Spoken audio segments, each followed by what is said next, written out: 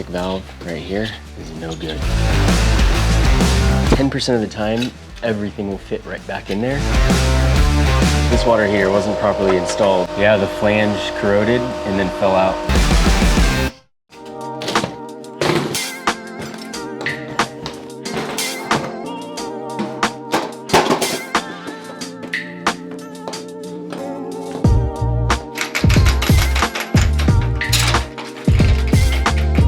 All right, so the first step is going to be to take off the water heater straps.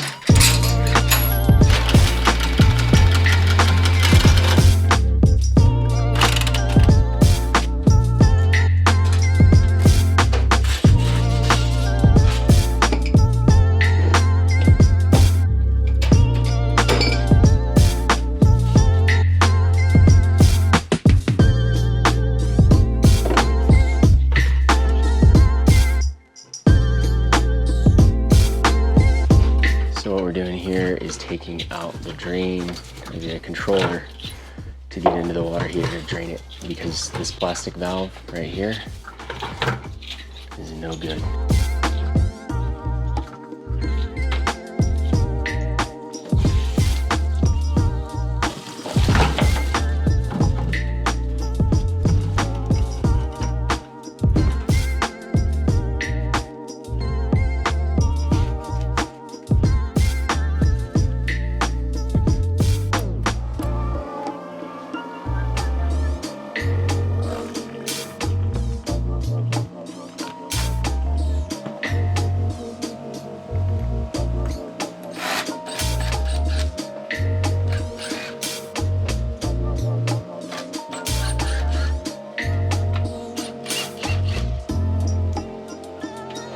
So this water heater wasn't properly installed. The vent pipe was actually not going up the flue. I think we'll have to cut that, add a new piece to get it to vent properly.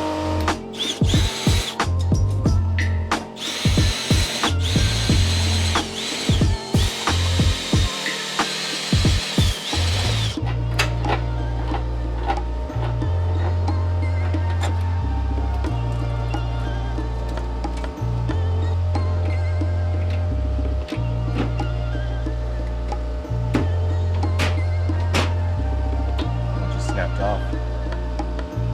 Yeah, the flange corroded and then fell out.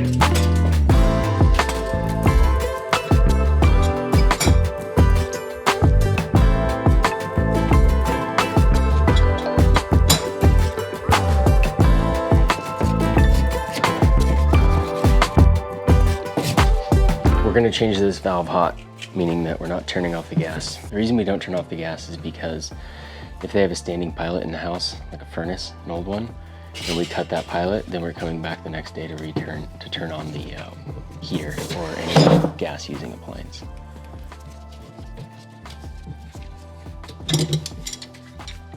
And if you've done this long enough, the last thing you want is to have to go back to a job for no pay. So if you do things right from the beginning, you don't have to go back. And if you think I'm doing this crazy, leave a comment below. Tell us how wrong we are. But I'm guessing if you're going to leave that comment, you don't do plumbing every day.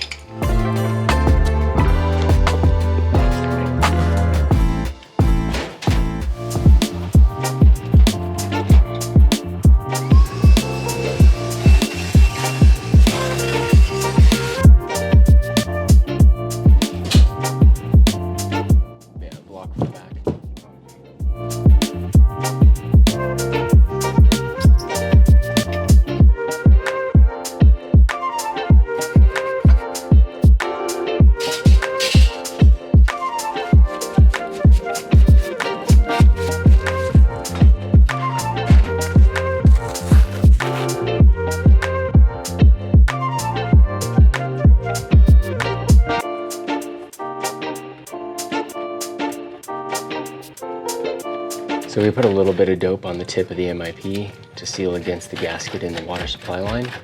The reason we do that is because when they forge those fittings, they're never flat and they're notorious for leaking a little tiny bit over time. So that little bit of sealant in there helps out. A lot of times people will put thread tape around the MIP, which is the connection there, and that causes the nut right there to not want to go all the way down, and then it causes it to leak.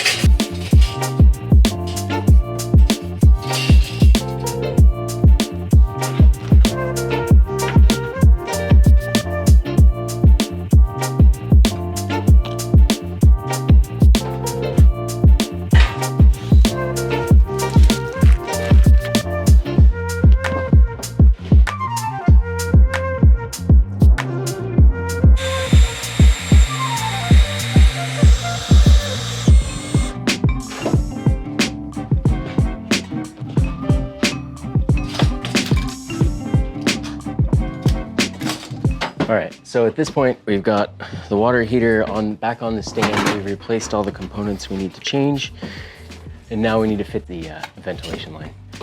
Before, it was a little too short, and it was actually coming out of, it was leaking past here because the vent was sticking out on the side. So she's been breathing burnt gas fumes for who knows how many years.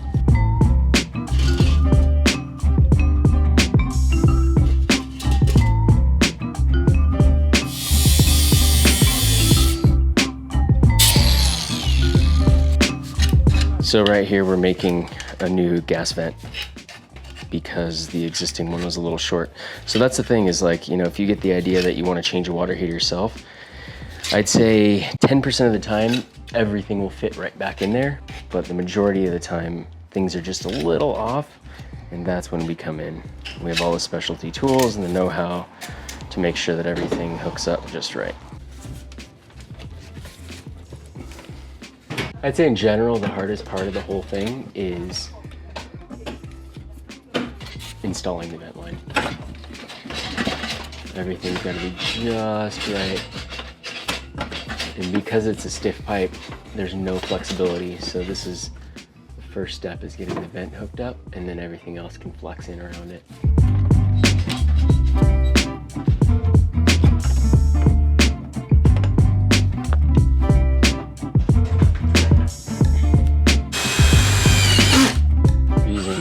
Metal sheet tapping screws screw into the vent collar from the vent line.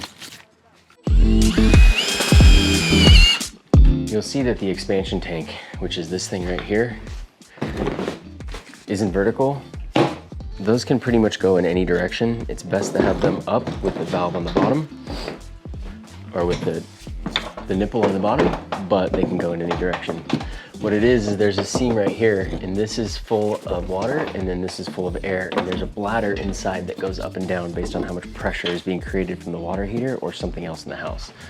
So basically, the water can flow up into the tank, and then when the pressure drops, the bladder will come down and push the water out.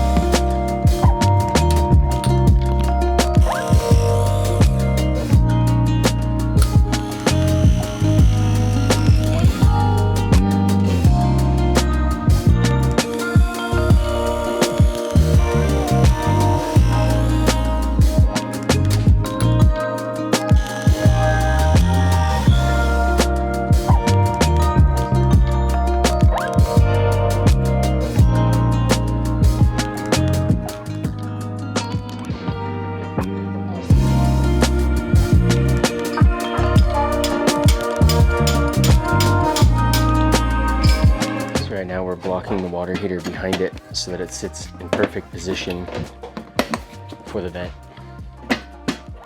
That was the issue before. Whoever installed it didn't do it right, and the vent slipped away from the actual stack.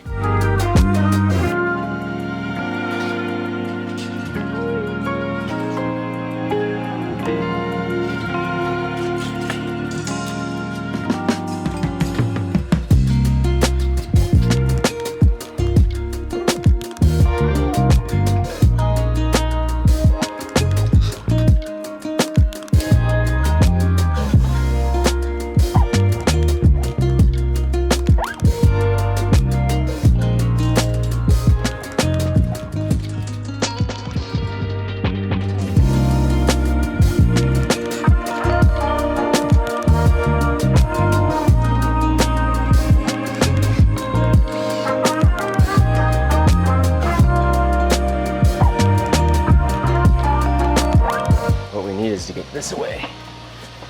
This can't be this close. No. You have a razor blade? We need to cut this back a little bit. All right, so we've got the water heater changed out. Now we are filling it up with water. We're draining it out of the overflow valve to let the air out. Once we hear the air come out, we'll turn that off. So right now we're setting the temperature. We're gonna hold the button in to get the pilot going. So if you don't bleed the line out of the yellow, or bleed the gas out of the yellow line, it has to travel all the way from the wall through the sediment trap into the controller, into the valve, and then burn. So it takes forever to light.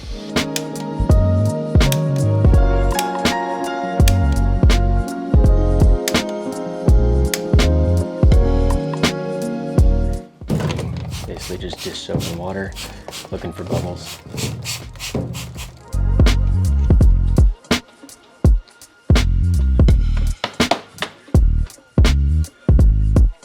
Checking all the connections to make sure that we don't have any water leaks.